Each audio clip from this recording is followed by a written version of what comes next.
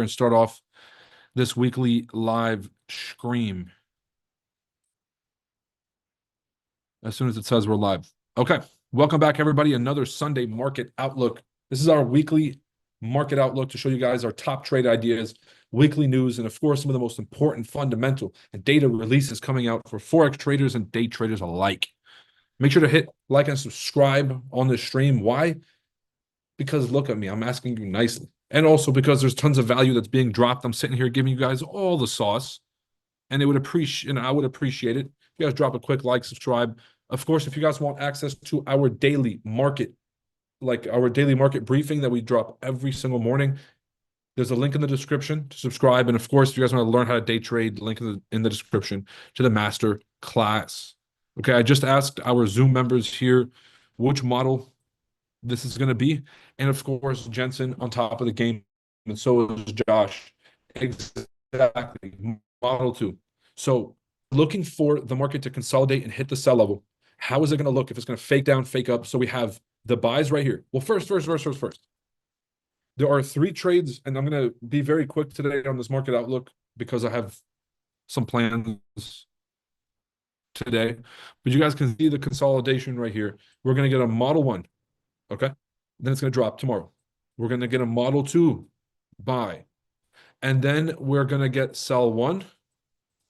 And then we're going to get the second sell on the retest. So actually, it's 4 trades.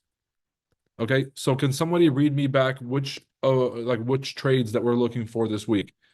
And I'm going to read those off to you guys, see if you guys can kind of write these back to me. There's the Model 1, buys at support. There's the Model 2. So here's the Model 1 buys. Here's the Model 2, which is 88.6 right here. And then we have the sells number 1, which is right when we see the 88.6 rejection, we're going to see the first drop. Then we're going to get a retest through the zone before the real sells. This might be in the form of a triple top as well.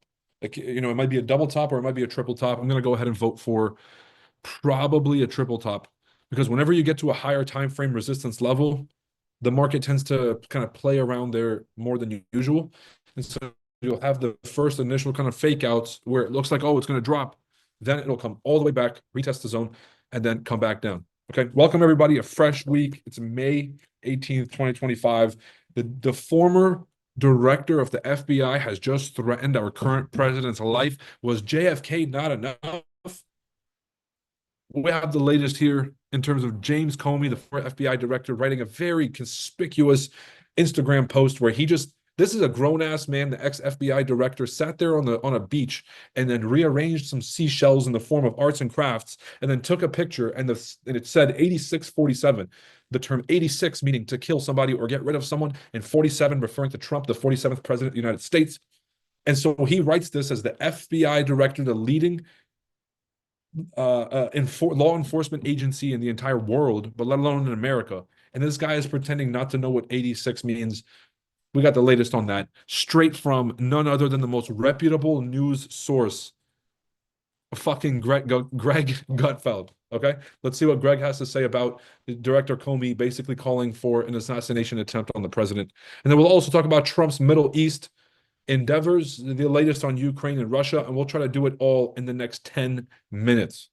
Make sure you guys hit like and subscribe, and let's get right to it. FBI Director James Comey posted, then deleted a picture of seashells. You can see them there on the beach spelling out 8647. Apparently 86 referring to eliminating something or someone, and 47 for Trump. Do you think he meant it? He claims he meant no harm. Yeah, I know. Yeah. Oh. Yeah, like when I'm asked what I like to do in a bedroom with a girl and I go 69 and she gets shocked. I mean, no, the thermostat. I want the thermostat set at 69. Get out of here. Look, everybody knows what all this, like 420. Gee, what does that refer to? I know it. Look, we have old people, and obviously they get stoned too. Everybody knows what it is. It's birthday. Yeah, you get a girl with a 666 tattoo on the back of her neck. No, that's not a red flag. That doesn't mean what I think it. Okay, I had no idea what I was clicking on, but that was fucking hilarious. I got half a mind to keep this rolling, but I know, actually, matter of fact, I'm gonna keep this rolling. Let's see. What do you guys think? Put a 1 in the chat if James Comey was calling for the assassination of Donald Trump. Put a 2 in the chat if this is a distraction from something else, or if this is just a nothing sandwich. Is it number 1, did James Comey just call for the assassination of Donald Trump? And if you guys are like, what's the big fucking deal? But a president getting shot is not like you getting shot. Okay? If you got shot, you think that everybody in the world is gonna care because it's you and you're special. Truth is, you're not the president. No one would give a. I would care because I love you, but nobody would give a fuck. The president of the United States. Do you understand that the world would catch on fire?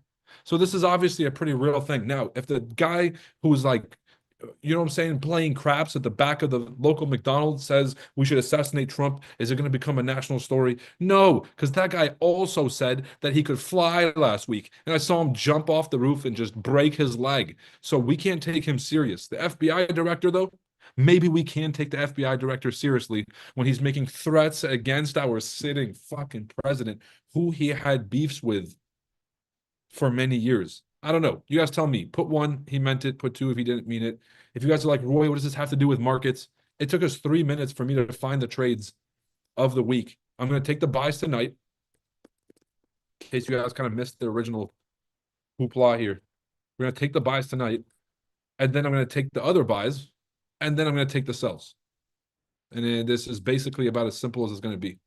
If you guys want to get the exact parameters for those trades, go ahead and rewind this live stream and you guys can catch all of those. So I'm actually going to set my alerts. Actually, my alert is already set from last week. How beautiful is that?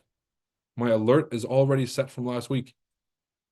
So now I'm going to take this buy. Then I'm going to take the buys down here at 28.16. And then we're going to take the sells at 21.600. We have 3 trades lined up for the week that's going to make us rich. And it took us about 3 to 5 minutes. So now we're going to listen to Gutfeld and his crew talk absolute nonsense for a second to see if they're trying to kill the president.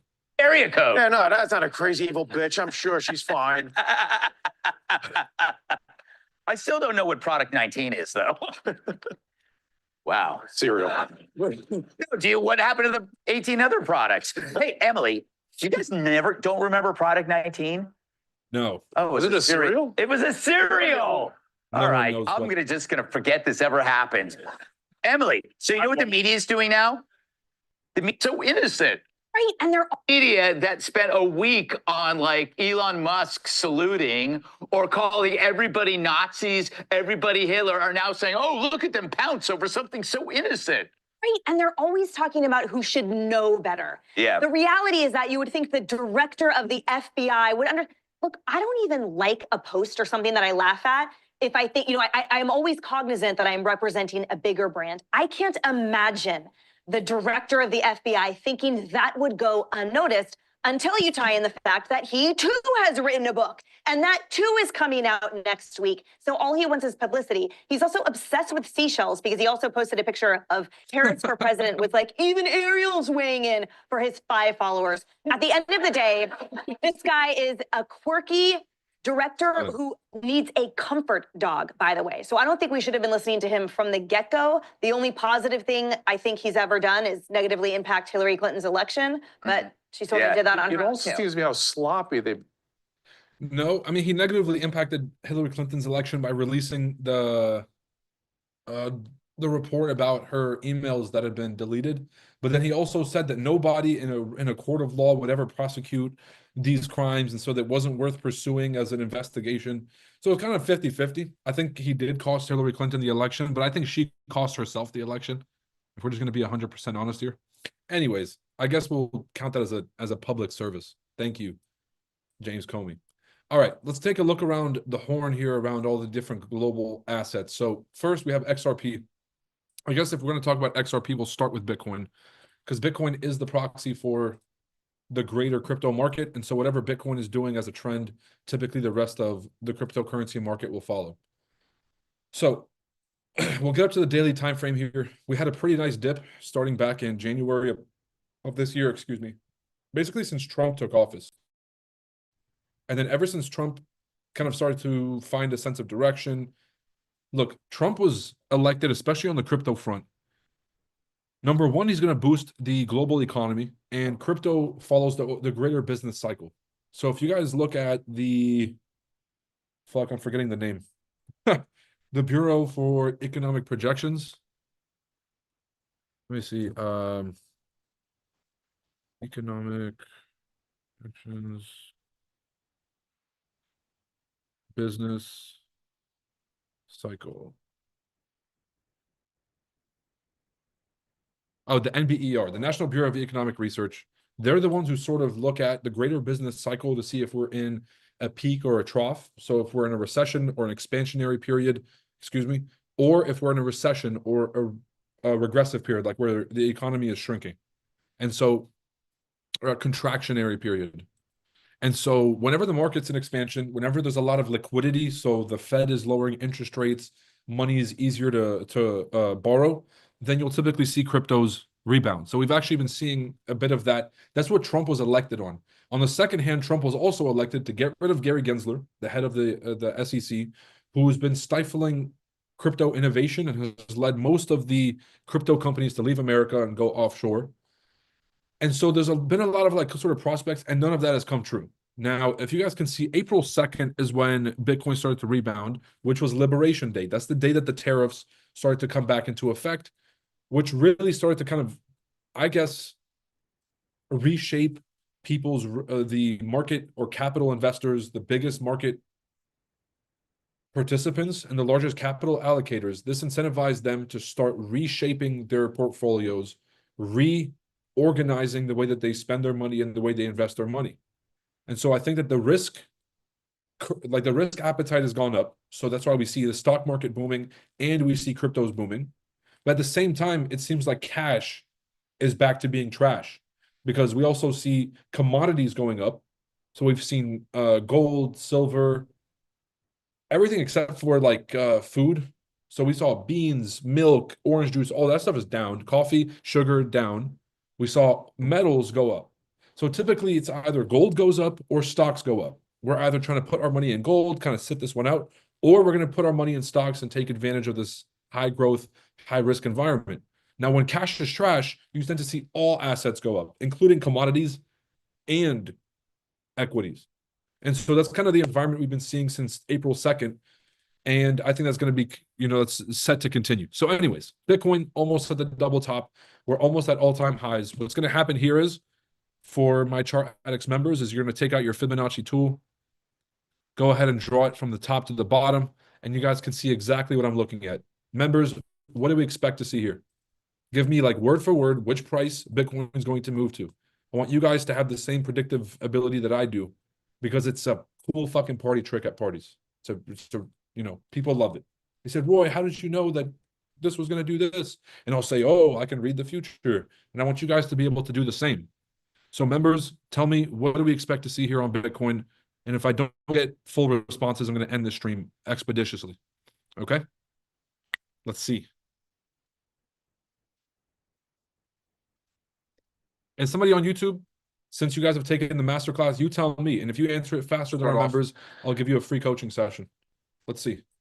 If the folks on YouTube can get the answer faster than our members, well, at least the people on YouTube got a sense of humor, for fuck's sake.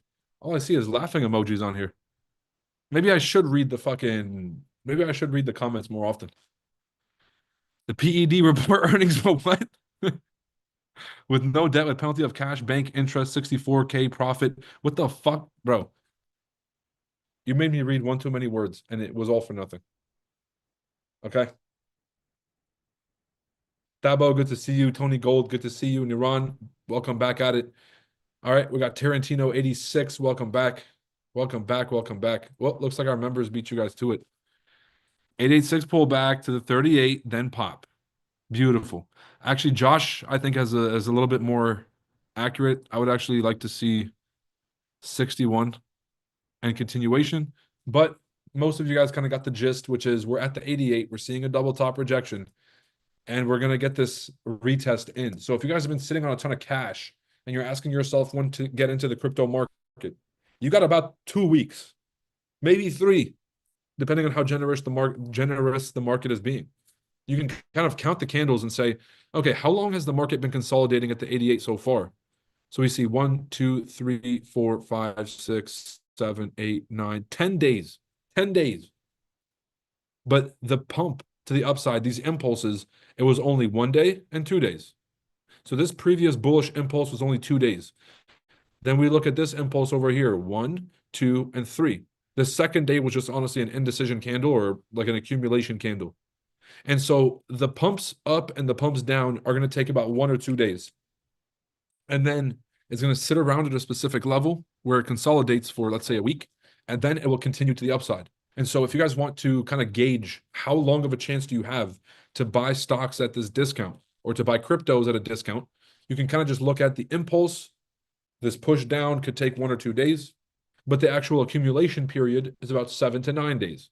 So you got 7 to 9 days to make up your fucking mind, go get a second job, go sell some stuff for cash. This is not financial advice. Please consult a licensed financial professional, but read the fucking room, people. If you guys can read the market cycles to know if you're in an impulse or a correction, then you can buy low and sell high and make money. And that's what I want for all of you. All right. I also want, never mind. All right, everybody. Looks like we're sitting pretty good. 38 has a better support level, 100%. I'm kind of just more gauging the momentum. Right now, the momentum just seems very positive. It seems like the risk curve is, or the risk sentiment is sort of way more risk on, because we went from basically the Middle East is a hellhole for all terrorism in the world, and it's the West versus the Middle East.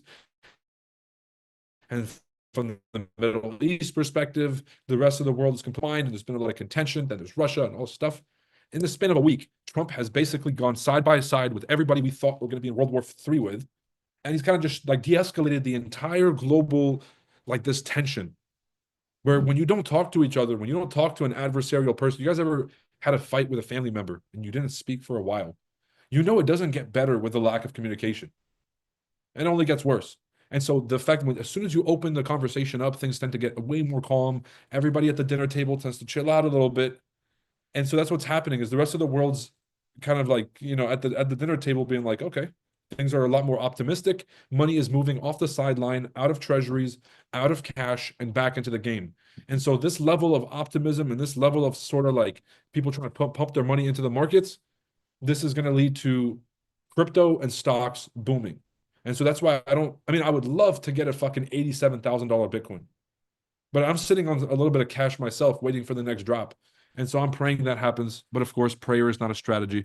So we're going to dollar cost average our way in. Okay. That's what I have for all of you guys today on this Sunday market outlook. I know it's a bit of a short one. We're going to be live every single morning this week. Make sure you guys sign up for the masterclass to learn how to trade. Stop losing and trading. It's time to get your shit together. It's time to get you guys paid. So don't sleep. Sign up for the masterclass in the link below. And of course, I'll catch you guys every single morning. Sultan of Pips, you've donated a few times now, and I appreciate you. Anybody who wants to donate in the chats, it goes directly to the team. I really want to give a huge shout out to the Sultan of Pips. I'll be here every single morning this week with free trade ideas that are going to fucking slap.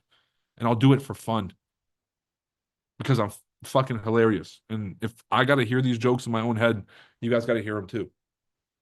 It's a public service. All right. Everybody, tell your families you love them. Tell somebody you love that you love them. And of course, get ready for the week the right way by taking care of yourself, your mental, sleep right, eat right. Make sure you guys set your intentions and your goals for the week so that you're not playing catch up. You are playing a game of getting exactly whatever the fuck you want.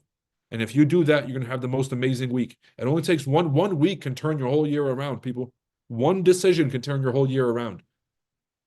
But it's a choice. Don't hold yourself back. Make it count. And let's have an incredible trading week, y'all. Have you say trading, everybody. Take it easy. Peace. All right, y'all. I'm already a little bit late, so I'm going to go have to do the thing.